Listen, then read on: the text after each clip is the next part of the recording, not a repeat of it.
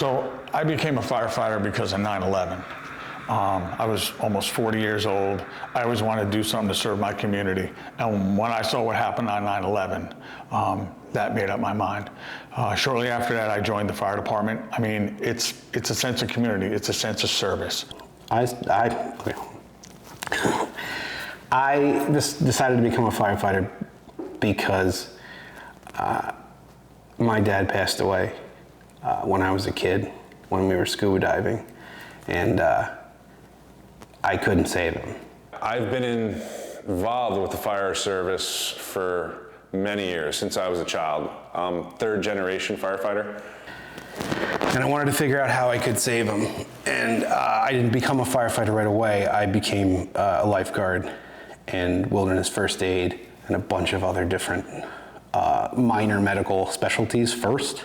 I've always been around the firehouse, always been involved in some way or another. You know, some guys get hired as paid guys. You fight fire because you have to. Volunteers, it's a different breed. You fight fire because you want to. Well, the cop's coming down.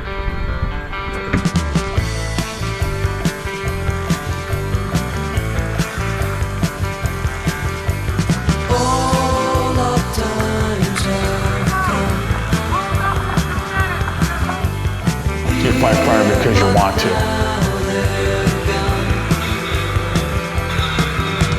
Seasons don't feel the reaper, nor do the wind, the sun, or the rain. Be like they are. Come on, baby. In a rural fire department, which is what we are, we do approximately 300 calls a year, which is pretty typical for a fire department like ourselves and the surrounding ones around here. The primary calls are going to be automatic fire alarms. Every commercial structure has to have one, so the likelihood that they're going to go off at some point is pretty common. During a fire, my role as deputy chief could be standing outside, directing crews what to do, or I could be inside the fire with the guys, helping them as well.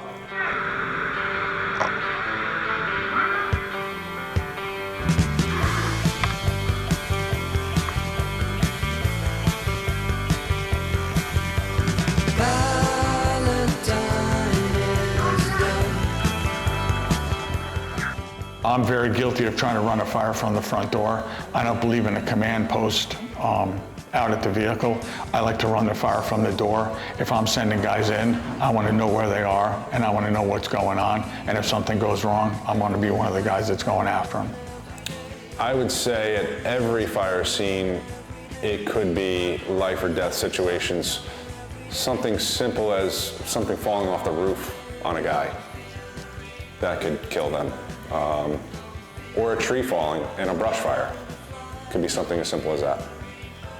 I would say all the time, almost everything we do can turn out bad. We see it in the news that something we did that went just fine didn't go just fine somewhere else, and then we get reminded of it and we gotta tell everybody, don't go near that. Just winching a car onto a tow truck, if that cable snaps, it could be the end of everybody standing nearby. You know, we have 100 of those that we go through on a daily basis in our heads because they've caused that in the past, and we got to remind ourselves, hey, don't do that, don't do that, don't do that. And then the next day there's something new that we didn't even think of.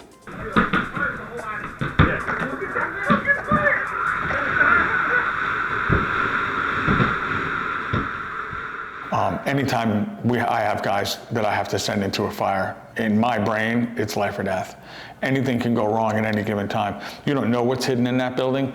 You don't know what else could catch on fire, could flash over, could explode, the floor could give way, the ceiling could collapse. Everything in this business can kill you, everything. So the more you know, the better you are. And you can't know everything because nobody can. So how do you manage that? Raising 3 kids and have a wife and soccer practice and coaching baseball. Like I need to know how to, if you drop, I need to know exactly what to do. And also not just what to do. You mentioned firefighter and captain difference.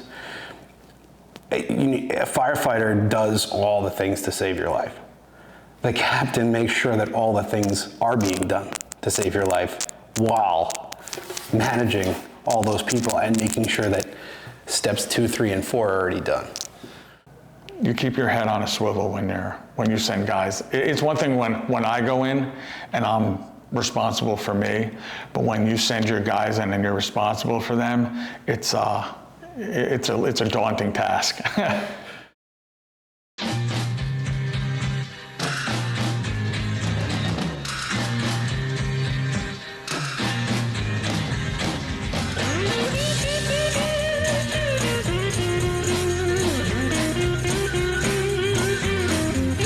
Important qualities of a firefighter should be devotion, hardworking, honest. On our shirts, we have honor and pride, and I think those are two really important ones. Also, integrity. We're very lucky here. We have a very dedicated staff. Even though they're all volunteer, our guys are always ready at the drop of a hat. So it is not uncommon on a Tuesday afternoon, if we have a small fire, for 15 guys to be there and 4 or 5 pieces of apparatus. You know, if you're in this job and you don't have those qualities, if you don't have honor, you don't have integrity, it makes it 3 times as hard for all the guys who do. And just one guy that doesn't have that stuff and changes your belief as a kid of what it's like to be a firefighter, how much work do we have to do to get that back, right? So those need to be kept, because it takes a lot to get them back, and I'm not going down that road. You know, when do you say, hey, we're not going to get this, and if I keep this up, I'm going to put my guys at more risk than I've already put them at? That's one of the toughest challenges, knowing when to say when. Fighting fire with your brain and not your heart.